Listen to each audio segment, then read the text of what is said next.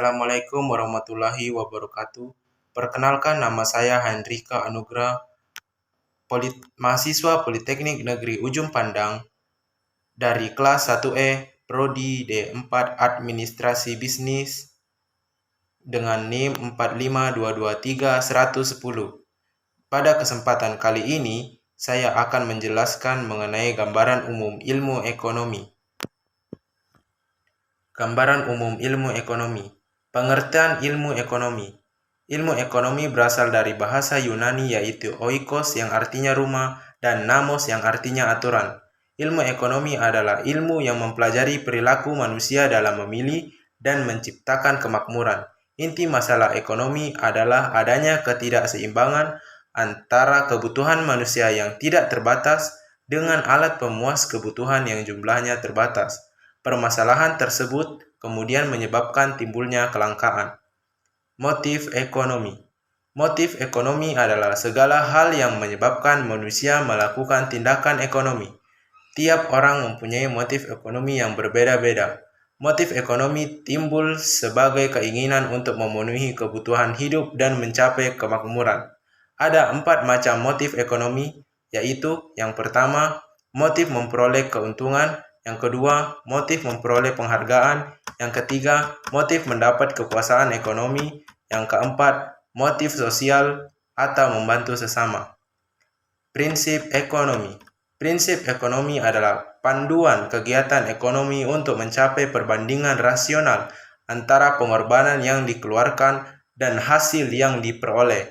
Prinsip ekonomi terbagi menjadi 3, yaitu yang pertama, prinsip ekonomi konsumen.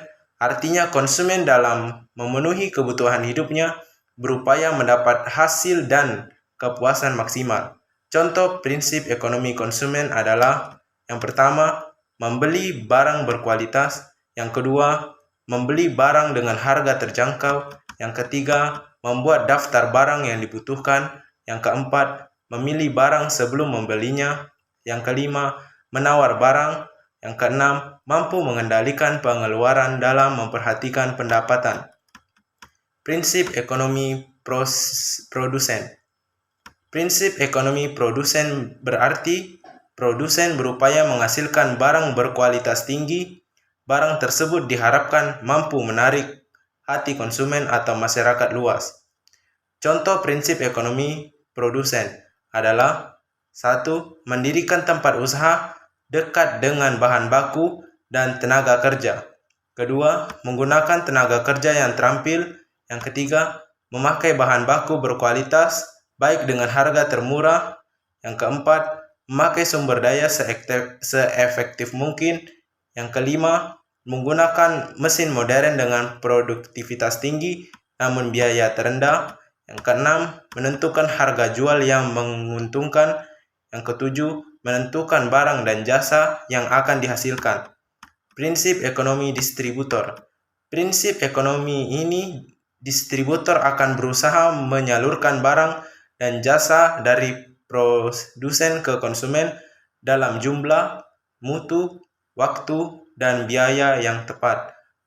Contoh prinsip ekonomi distributor adalah 1. Meningkatkan kualitas pelayanan. 2. Menyalurkan barang tepat waktu. 3. Menggunakan sarana distribusi dengan harga termurah. 4. Membeli barang dari produsen secara langsung. Kelima, menyediakan barang dan jasa yang populer bagi konsumen. Keenam, membeli barang di produsen yang tepat. Ketujuh, menentukan lokasi perusahaan yang strategis, yakni berada di antara produsen dan konsumen. Pengklasifikasian ilmu ekonomi. Ilmu ekonomi terbagi menjadi 3, yaitu yang pertama, ekonomi deskriptif. Ilmu ekonomi deskriptif merupakan ilmu ekonomi yang menjelaskan gambaran fakta atau data empiris tentang peristiwa ekonomi. Fungsi ekonomi deskriptif adalah untuk mengkaji kondisi perekonomian di suatu tempat atau wilayah tertentu. Salah satu contoh ekonomi deskriptif lainnya adalah penjelasan mengenai krisis ekonomi yang sempat melanda Indonesia pada tahun 1998 Kala itu, data-data menunjukkan bahwa Indonesia mengalami sempat inflasi sebesar 77,93% secara tahunan. Yang kedua, ekonomi teori. Ilmu ekonomi teori adalah ilmu ekonomi yang mengkaji gejala-gejala yang timbul akibat dari perbuatan manusia dalam rangka meningkatkan kesejahteraan. Ada dua cakupan dalam ilmu ekonomi teori, yaitu ekonomi mikro dan ekonomi makro. Yang ketiga, ekonomi terapan. Ekonomi terapan adalah cabang ilmu ekonomi yang secara khusus membahas tentang penerapan teori ekonomi di kehidupan sehari-hari. Contoh ilmu ekonomi terapan yaitu ekonomi pembangunan, ekonomi industri, ekonomi politik, ekonomi internasional, ekonomi moneter, ekonomi perbankan, ekonomi perusahaan, ekonomi syariah, dan sebagainya. Ilmu ekonomi terapan bertujuan untuk meningkatkan kualitas praktik dalam dunia bisnis, perumusan kebijakan publik, serta dalam kehidupan sehari-hari yang dilakukan dengan pengambilan keputusan secara cermat mengenai biaya, manfaat, intensif, serta perilaku manusia. Cabang ilmu ekonomi. Yang pertama, moneter. Ekonomi moneter merupakan suatu cabang ilmu ekonomi yang membahas tentang peranan uang dalam mempengaruhi tingkat harga-harga dan tingkat kegiatan ekonomi dalam suatu negara.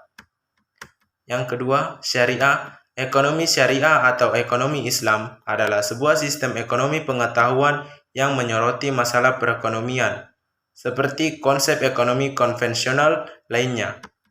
Hanya dalam sistem ekonomi ini nilai-nilai Islam menjadi landasan dan dasar dalam setiap aktivitas. Yang ketiga, SDM.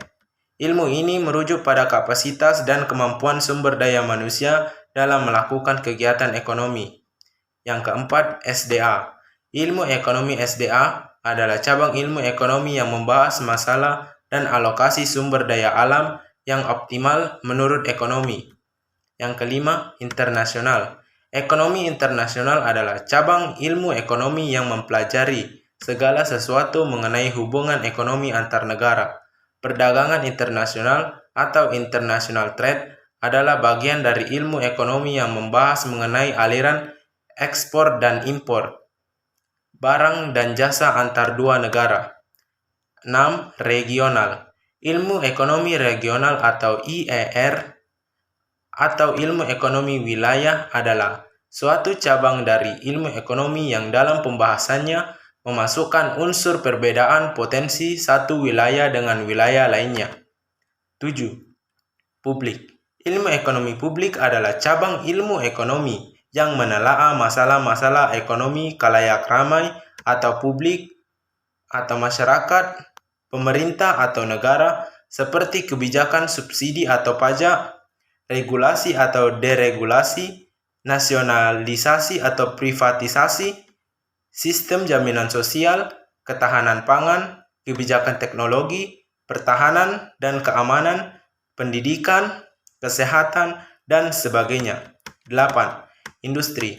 Ekonomi industri adalah sebuah cabang ilmu ekonomi yang membahas masalah-masalah ekonomi yang terkait dengan perusahaan dan industri, serta keterkaitan antara perusahaan, industri, dan masyarakat. Ada dua elemen utama ekonomi industri, yaitu elemen deskriptif dan elemen analitis. Masalah pokok ekonomi. Permasalahan ekonomi klasik berfokus pada proses produksi, distribusi, dan konsumsi. Permasalahan ekonomi modern berfokus pada what, barang apa, dan jumlah berapa yang akan diproduksi, how, bagaimana cara produksinya, dan for whom, untuk siapa barang diproduksi. Kebutuhan menurut intensitas. 1. Primer.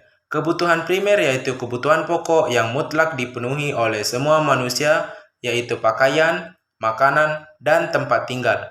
Kebutuhan primer ini merupakan hal yang paling penting untuk dipenuhi guna melanjutkan keberlangsungan hidup. Contoh kebutuhan primer meliputi sandang, pangan, rumah, pendidikan, dan lain-lain. 2. Sekunder. Kebutuhan sekunder merupakan kebutuhan selanjutnya setelah kebutuhan primer sebagai pelengkap atau tambahan yang dipenuhi kebutuhan sekunder ini, sebagai tambahan atau pelengkap agar dapat menjalankan kehidupan yang lebih baik. Kata sekunder berasal dari bahasa Latin, yaitu secundus, yang memiliki arti kedua. Contoh-contoh kebutuhan sekunder yang lain adalah akses kesehatan, pendidikan, dan hiburan seperti menonton bioskop, jalan-jalan ke mall. 3. Tersier. Kebutuhan tersier merupakan kebutuhan yang sering sebagian orang disebut kebutuhan akan sesuatu yang bersifat mewah. Kebutuhan tersier ini merupakan kebutuhan yang dipenuhi terakhir.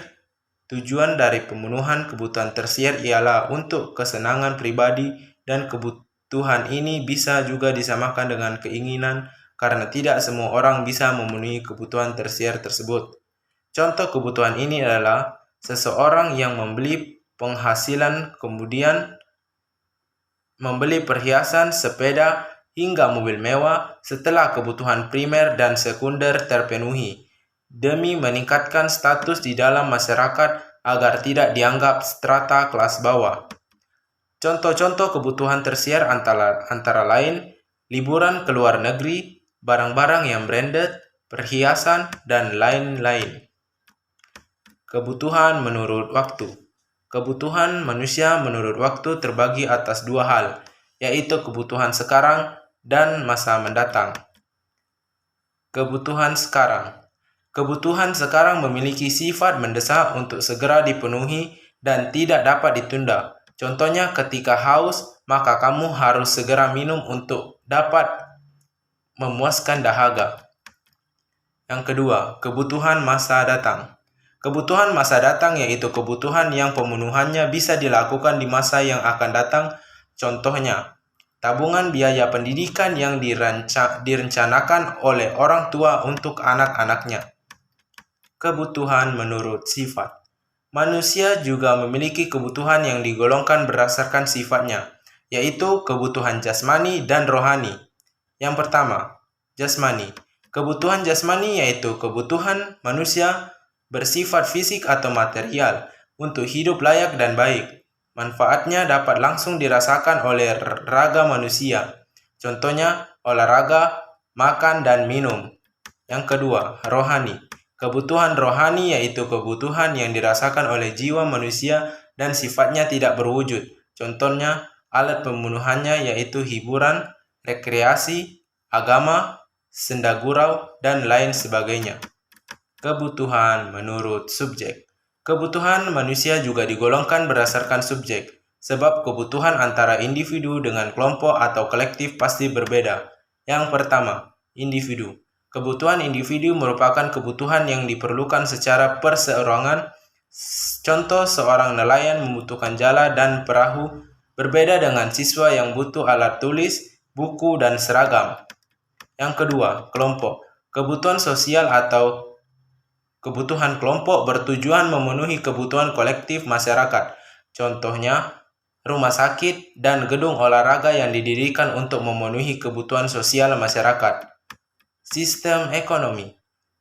Yang pertama, sistem ekonomi kapitalis. Sistem ekonomi kapitalis adalah suatu sistem yang menyerahkan kebebasan kendali ekonominya pada pelaku atau pihak swasta untuk mengambil keuntungan. Pihak swasta yang dimaksud dalam hal ini adalah masyarakat, perusahaan, atau perorangan. Pengertian kapitalis adalah pihak swasta yang memiliki modal besar. Yang kedua, sosialis. Sistem ekonomi sosialis adalah sistem ekonomi yang diatur sepenuhnya oleh negara. Sistem ekonomi sosialis biasanya disebut juga dengan sistem ekonomi yang terpusat karena segala sesuatunya harus diatur oleh negara dan juga dikomandokan dari pusat. 3. Campuran. Sistem ekonomi campuran adalah sebuah metode di mana pemerintah dan sektor swasta bekerja sama dalam mengatur serta menjalankan kegiatan ekonomi suatu negara. Pada sistem ini, pemerintah memiliki peran sebagai pemangku kebijakan yang dapat mengintervensi kegiatan ekonomi masyarakat atau pelaku usaha. Kegiatan ekonomi. Yang pertama, produksi. Produksi merupakan kegiatan untuk menghasilkan suatu barang atau jasa. Kegiatan pokok ekonomi produksi dilakukan oleh produsen dalam rangka menghasilkan barang untuk memenuhi kebutuhan konsumen. Tujuan dari produksi adalah guna memenuhi kebutuhan para pembeli atau konsumen dan mencari keuntungan dalam menghasilkan barang dan jasa.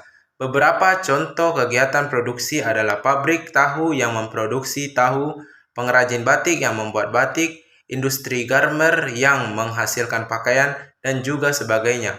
Yang kedua, distribusi. Setelah kegiatan produksi, kegiatan selanjutnya yaitu kegiatan distribusi.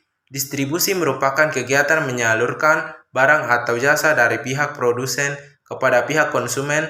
Orang yang melakukan distribusi disebut distributor. Adapun tugas utama dari kegiatan distribusi yaitu membeli barang-barang dari pihak produsen untuk kemudian dijual kepada pihak konsumen. Distributor sendiri terbagi menjadi 3 jenis, yaitu pedagang besar atau grosir, pedagang kecil atau retail, dan juga perantara. Pedagang besar merupakan membeli dan menjual barang dalam jumlah yang besar. Pedagang kecil membeli barang dari pedagang besar untuk dijual kepada pihak konsumen. Sedangkan untuk perantara merupakan hanya memperantarakan kegiatan ekonomi antara produsen dengan konsumen. Contoh dari kegiatan distribusi misalnya grosir sembako yang menjual produk dari produsen kepada masyarakat atau konsumen. 3. Konsumsi. Manusia setiap hari melakukan kegiatan konsumsi dengan tujuan untuk memenuhi kebutuhan. Kegiatan konsumsi adalah kegiatan ekonomi yang menghabiskan nilai guna suatu barang atau jasa secara angsur-angsur atau langsung habis. Kegiatan konsumsi bisa terjadi ketika produsen menjual barang atau jasa langsung kepada konsumen. Bila juga kegiatan konsumsi terjadi ketika konsumen membeli barang atau jasa dari distributor.